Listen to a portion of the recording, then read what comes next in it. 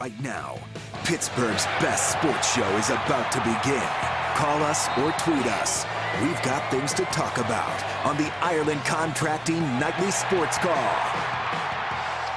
All right, thanks a lot, Susan, and thank you for tuning in to the Ireland Contracting Nightly Sports Call. I'm Rich Walsh alongside Gene Collier. We're taking your phone calls tonight, 412-575-2600. And guess what we're going to talk about? The Battling Buccos, down 10-7 right now. They have one more inning to try to make this, tie this game up. But, you know, it was a rough one tonight. And the big news today for the Pirates, they had no chance basically from the first inning on. Joe Musgrove was thrown out the game after 18 pitches. He threw a pitch inside, Gene. You saw it. Didn't hit Josh Donaldson. It maybe just scratched his jersey. Donaldson was all upset, kind of walked out, said something. Elias Diaz got in the way.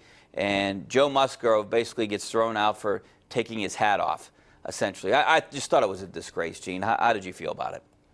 Yeah, I'd really never seen anything like that. Two guys got thrown out of the game for nothing. Nothing happened. The home plate umpire, Brian Gorman, was it? He felt like he didn't want those two to continue in the game.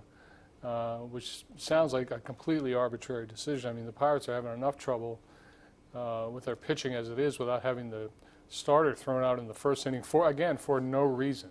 I didn't see either player do anything wrong, and yet they were both gone before the half inning was over.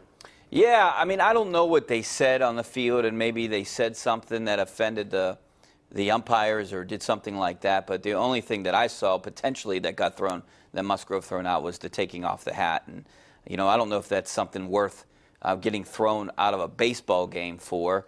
They didn't even come close. I mean, you know, 10 guys got in between them. I know. I didn't understand.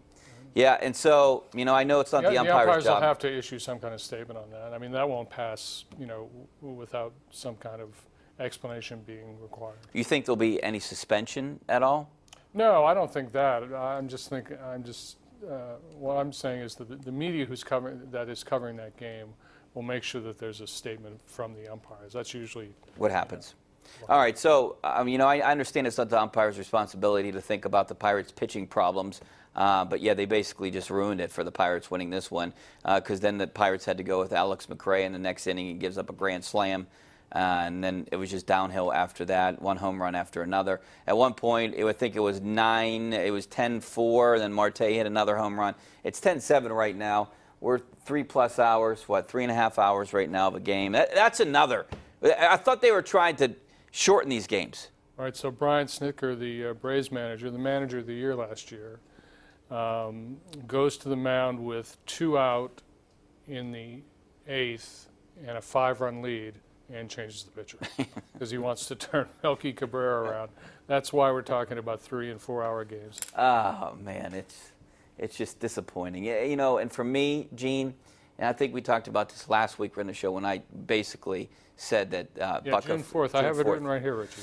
June 4th, Bucco fever was over, and it looks like I'm right. Last year at this time, though, they were 31-33, I believe, on this date, and they were 30-34, so only a 1-game difference. But it just feels like this season has been worse, and I think it's just because it's one blowout after another. I mean, and all the injuries. They have been, you know, they've been relatively good at times, but the injuries have killed this team.